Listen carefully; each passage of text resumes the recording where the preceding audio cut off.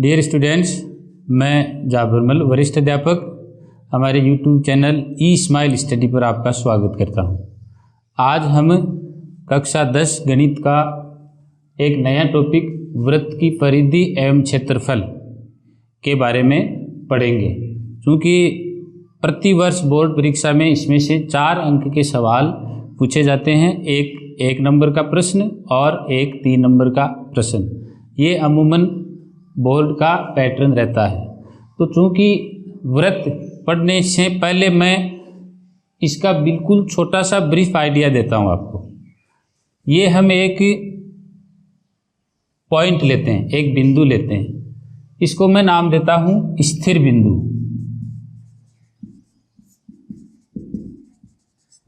आइए एक और हम बिंदु लें जो मूव कर रहा है, जो गति करेगा। वो इस तल में कहीं भी गति कर सकता है।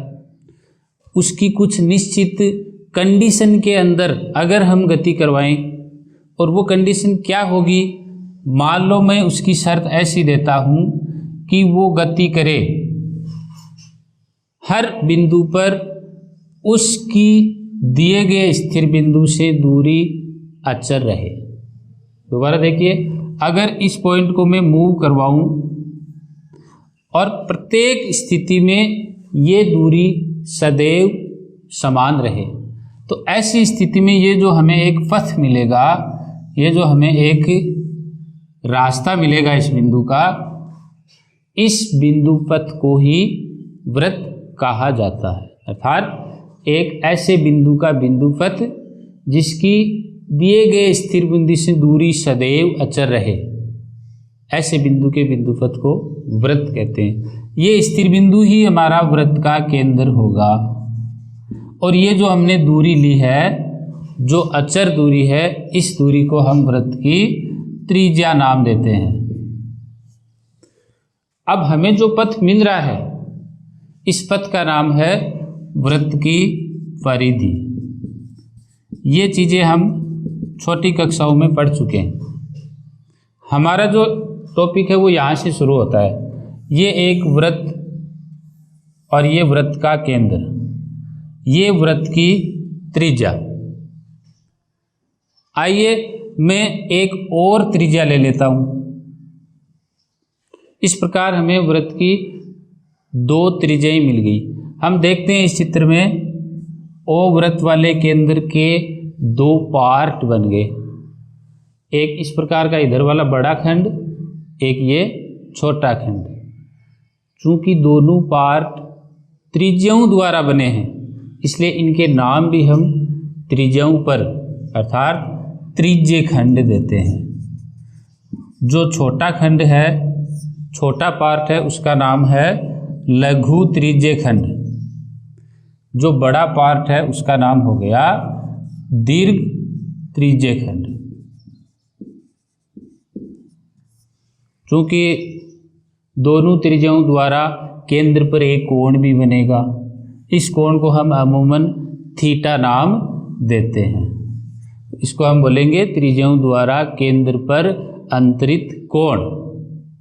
अब हमारा जो आज का पार्ट है उसमें हम इस त्रिज्य खंड दोनों आएंगे, उसमें लघु त्रिज्य खंड और दीर्घ त्रिज्य खंड, इनके हम क्षेत्रफल ज्ञात करेंगे। दूसरा इसमें आता है कि दोनों त्रिज्याओं द्वारा परिधि का एक हिस्सा,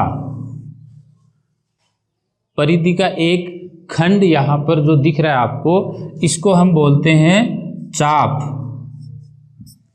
क्योंकि ये एक परिधि का हिस्सा है, इसलिए हम इस चाप की लंबाई का भी अध्ययन करेंगे। दोबारा ये हम एक वृत्त ले रहे हैं, ये वृत्त का केंद्र। हम जानते हैं कि वृत्त की परिधि के कोई 2 बिंदुओं को मिलाने वाला रेखाखंड वृत्त की जीवा कहलाता है। तो ये एक AB मैं वृत्त की जीवा लेता हूँ। O इस वृत्त का केंद्र है। यहाँ भी हम देख रहे हैं त्रिज्य खंड की तरह जीवा वृत्त को 2 खंडों में विभक्त कर रही है। एक बड़ा खंड ऊपर की ओर है, एक छोटा खंड नीचे की ओर है। चूंकि ये खंड जीवा द्वारा अंतरित हो रहे हैं, इनके नाम है वृत्तखंड। छोटा जो पार्ट है उसका नाम होगा लघु वृत्तखंड और बड़े पार्ट का नाम होगा दीर्घ वृत्तखंड। आज के हमारे टॉपिक में हम इन वृत्तखंडों के क्षेत्रफल कैसे निकाले जाते हैं ये समझने का प्रयास भी करेंगे। प्रिय विद्यार्थियों, सबसे पहले मैं बात करूंगा वृत्त का क्षेत्रफल। हम कक्षा 6-7 से पढ़ते आ रहे हैं, एक वृत्त जिसकी त्रिज्या हम r द्वारा प्रदर्शित करते हैं वो इसका केंद्र है। तो वृत्त का क्षेत्रफल हम एक सूत्र पाई r स्क्वायर द्वारा दर्शाते हैं। पाई यहाँ पर एक अपरिमेय संख्या है। गणना के लिए हम इसका मान 22/7 या 3.14 लेते हैं। दोबारा, वृत्त की परिधि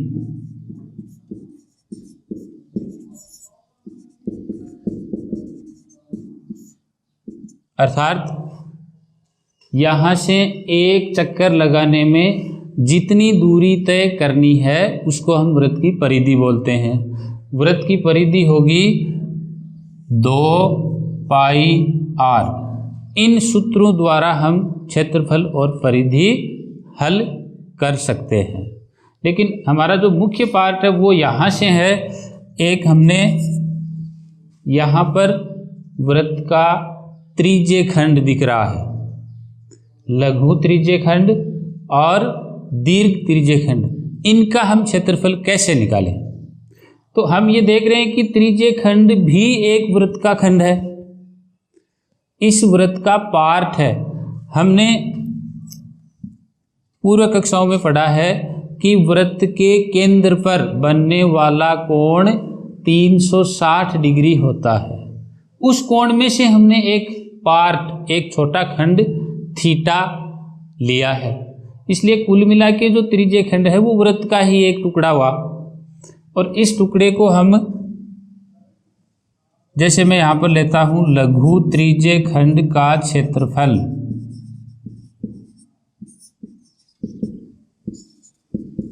तो हम देख रहे हैं कि ये एक वृत्त का ही पार्ट है, अर्थात ये वृत्त के क्षेत्रफल से थोड़ा कम या ज़्यादा कम हो सकता है। वृत्त का क्षेत्रफल हम जानते हैं क्या होता है, पाई r स्क्वायर।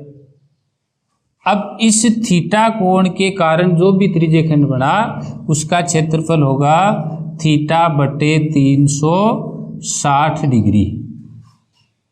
अगर मैं थीटा का मान अर्थात इस कोण का मान 360 डिग्री ही लेता हूँ तो हम देखेंगे कि ये पूरा चक्कर कट जाएगा, अर्थात केंद्र पर संपूर्ण कोण 360 डिग्री मिलता है, अर्थात हमारा पूरा वृत्त मिलेगा। और पूरा वृत्त मिलने का मतलब है 360 बटा 360, यानी वही वृत्त का क्षेत्रफल बराबर पाई r स्क्वायर। तो त्रिज्य खंड का क्षेत्रफल का जो सूत्र मिला पाई r स्क्वायर थीटा बटा 360। थीटा क्या है, इस चाप द्वारा केंद्र पर अंतरित कोण। बिल्कुल इसी प्रकार से ये जो चाप AB है, इस चाप AB की लंबाई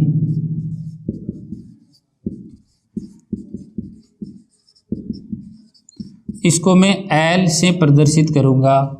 हम देख रहे हैं कि ये चाप की लंबाई परिधि का एक खंड है, परिधि का एक टुकड़ा है। और हम जानते हैं कि वृत्त की परिधि क्या होती है, 2 पाई r।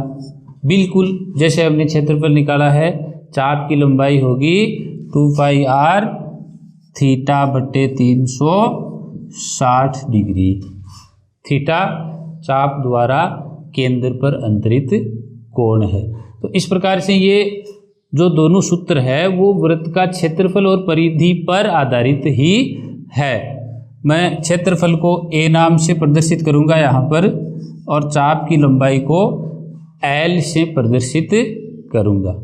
हम इन दोनों रिजल्ट को देखकर और आपस में एक अंतर संबंध भी स्थापित कर सकते हैं। कैसे, देखिए, हमने तीसरे सूत्र से दिया है कि त्रिज्य खंड का जो क्षेत्रफल है वो होता है पाई आर स्क्वायर थीटा बटे 360। आइए मैं इसको थोड़ा सा मॉडिफाई करता हूँ, मैं 2 से गुणा भाग कर देता हूँ। पाई आर स्क्वायर को मैं लिखता हूँ आर गुणा आर। देखिए 2 का गुणा कर दिया, 2 का भाग लगा दिया। आर स्क्वायर को आर गुणा आर लिखा, थीटा बटे 360।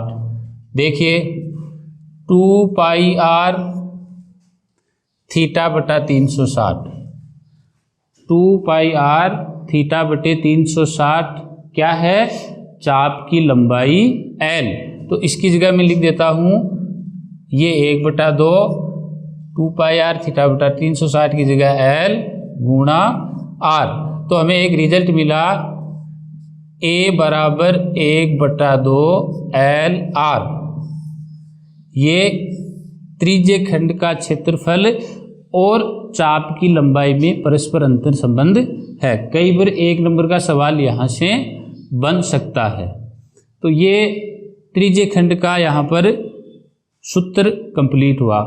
अब हम इसके उदाहरण पढ़ेंगे 1 बाय 1। आइए हमारा त्रिज्य खंड पर आधारित पहला उदाहरण है। एक घड़ी के घंटे की सुई 6 सेंटीमीटर लंबी है। तो हमें घड़ी से हमारा मतलब एक वृत्त लेना है और इसके घंटे की सुई 6 सेंटीमीटर लंबी है। 90 मिनट में इस सुई द्वारा बनाए गए त्रिज्य खंड का क्षेत्रफल ज्ञात करो। तो हम जानते हैं त्रिज्य खंड का क्षेत्रफल, बच्चे सूत्र भी जानते हैं। त्रिज्य खंड का क्षेत्रफल जो है वो है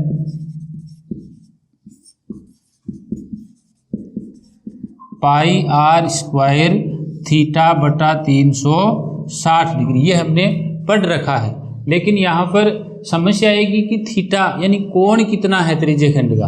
कोण तो हमें प्रश्न में दिया हुआ ही नहीं है, इसलिए हमारा पहला जो टारगेट है वो है कि 90 मिनट में ये जो घंटे की सुई है ये कितने डिग्री का कोण बनाएगी।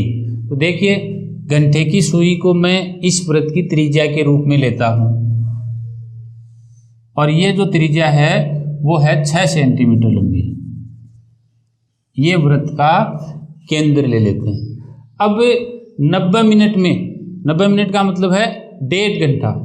आप बताइए घंटे की सुई जब 12 से 1 बजे तक यहाँ पहुँचती है तो कितने डिग्री का कोण बनेगा।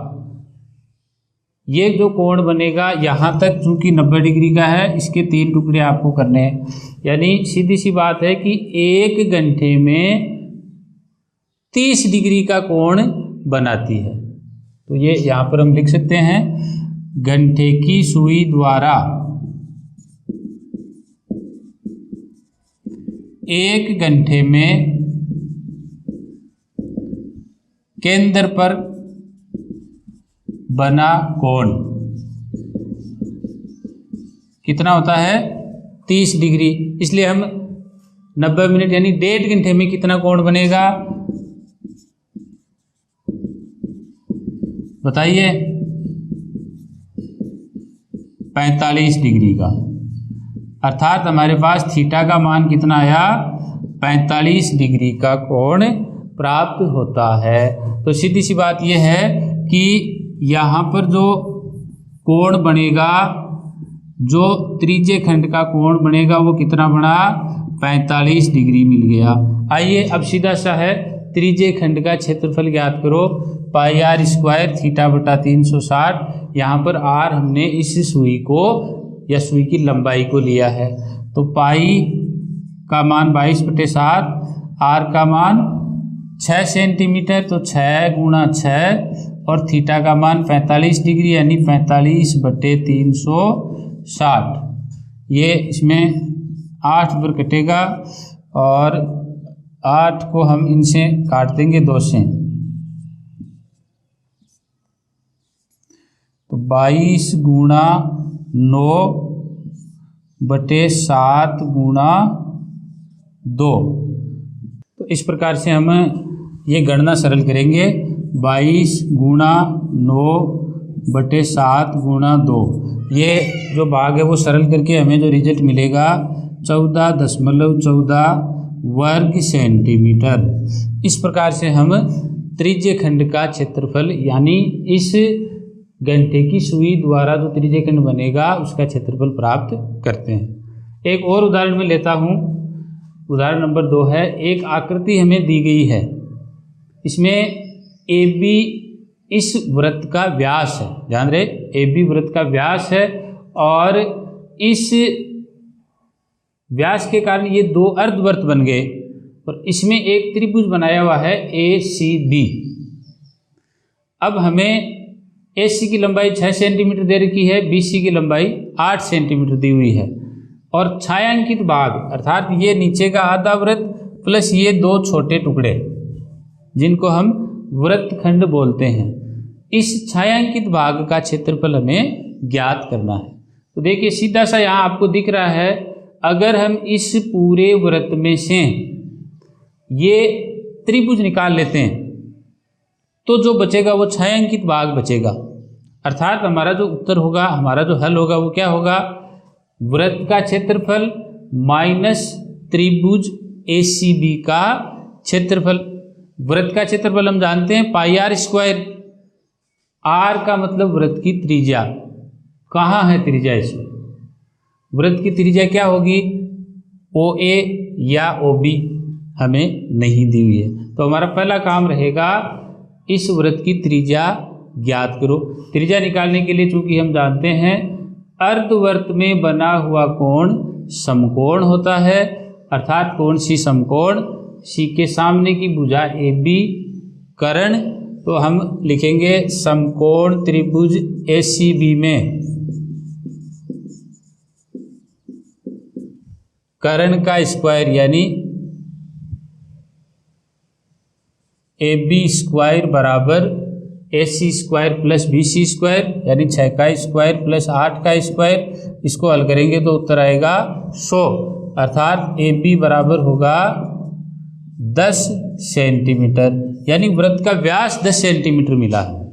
तो यहाँ से त्रिज्या कितनी मिलेगी, व्यास का आधा यानी 5 सेंटीमीटर। जब हमें त्रिज्या मिल गई तो छायांकित भाग का हम क्षेत्रफल आसानी से निकाल सकते हैं। छायांकित भाग का क्षेत्रफल होगा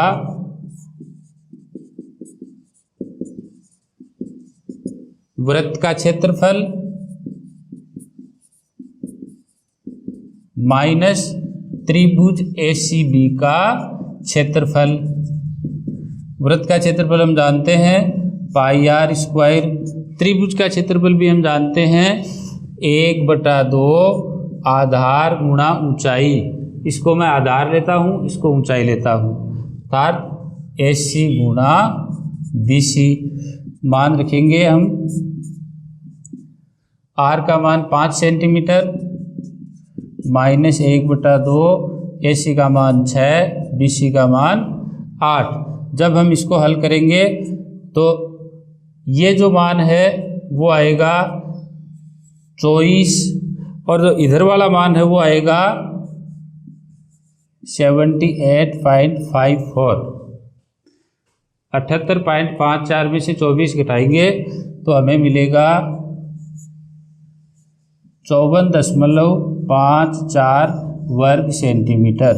ये इस छायांकित भाग का क्षेत्रफल है। ये प्रश्न भी बोर्ड परीक्षा के लिए महत्वपूर्ण प्रश्न है। इस प्रकार के टेक्निकल सवाल बोर्ड परीक्षा में प्रतिवर्ष पूछे जाते हैं।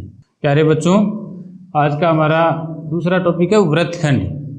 मैंने पहले भी बताया वृत्तखंड एक जीवा द्वारा वृत्त में जो 2 खंड बनेंगे उनको हम लघु वृत्तखंड और दीर्घ वृत्तखंड नाम देते हैं। हम इस वृत्तखंड का क्षेत्रफल किस प्रकार ज्ञात करते हैं, तो हमने इससे जस्ट पहले त्रिज्य खंड का क्षेत्रफल ज्ञात किया था। यहाँ से हम देख सकते हैं OAB एक त्रिभुज बन रहा है और इस त्रिभुज के नीचे अर्थात जो वृत्तखंड है उसको हम शामिल कर दें तो हमारे पास एक त्रिज्य खंड बनता है। क्योंकि हमें इस केवल वृत्तखंड का क्षेत्रफल ज्ञात करना है तो इसका जो क्षेत्रफल होगा वो क्या होगा, पूरे त्रिज्य खंड का क्षेत्रफल में से त्रिभुज OAB घटाना है। जो शेष बचेगा वो लघु वृत्तखंड का क्षेत्रफल प्राप्त होगा। तो इसका जो सूत्र बनेगा वो क्या बनेगा, त्रिज्य खंड का क्षेत्रफल माइनस त्रिभुज ABC या त्रिभुज AOB का क्षेत्रफल। त्रिज्य खंड का क्षेत्रफल हम पहले पढ़ चुके, पाई r स्क्वायर थीटा बटे 360, ये हमने त्रिज्य खंड का क्षेत्रफल पढ़ा है। त्रिभुज का जो क्षेत्रफल है, यहाँ पर इस स्थिति में जो त्रिभुज बन रहा है उसका क्षेत्रफल कोण थीटा रिलेटेड होगा, और इसका जो क्षेत्रफल है वो क्या होगा, 1/2 r स्क्वायर साइन थीटा। ये आप लोगों के लिए नई चीज़ है, यहाँ पर तो आप अपने स्तर पर ये याद ही रखेंगे। ये त्रिभुज का क्षेत्रफल है। तो दो खंडों में हमारे इस वृत्तखंड का क्षेत्रफल निकालना है। जैसे एक उदाहरण मैंने लिया है, एक आकृति आपको दिख रही है, वृत्त O इसका केंद्र है, AB उसकी एक जीवा है, और ये जो नीचे का खंड है वृत्तखंड, इसका क्षेत्रफल हमें निकालना है। OA त्रिज्या है 3 सेंटीमीटर, कोण AOB जो हमने थीटा लिया है वो कोण है 90 डिग्री का, छायांकित भाग का क्षेत्रफल निकालो। तो ये एक लघु वृत्तखंड है, इसका हमने सूत्र लिखा, और सूत्र में हम अब मान रखेंगे। पाई का मान r स्क्वायर, r का मान यहाँ पर है 3 गुणा 3, थीटा का मान है 90 डिग्री, 90/360 माइनस 1/2 पुनः r स्क्वायर 3 गुणा 3 और साइन 90 डिग्री। आइए इसको हल करते हैं। 22/7 गुणा, ये यहाँ 4 पर कैंसिल हो जाएगा, 9/4 माइनस 9/2 और साइन 90 डिग्री का मान हम सारणी से जानते हैं कितना होता है 1। तो यहाँ पर साइन 90 का मान हमने लिया 1। इस गणना को हम सरल करते हैं और अभीष्ट क्षेत्रफल प्राप्त हो जाएगा। अब हम इस गणना को आगे बढ़ाते हैं, और जब हम गणना पूर्ण करेंगे तो हमें इसका जो उत्तर मिलेगा 2.57 वर्ग सेंटीमीटर। ध्यान रहे, मात्रक लिखना बहुत ही आवश्यक है। मात्रक अगर आप नहीं लिखते हैं तो इसमें नंबर कटने की गुंजाइश रहती है। तो इस प्रकार से वृत्त की परिधि और क्षेत्रफल हमारा टॉपिक यहीं पर समाप्त होता है। हमारे YouTube चैनल E-स्माइल स्टडी पर हमारा अगला टॉपिक रहेगा पृष्ठीय क्षेत्रफल और आयतन। ये वीडियो देखने के लिए आप हमारे YouTube चैनल को लाइक, शेयर और सब्सक्राइब करना ना भूलें। Thank you.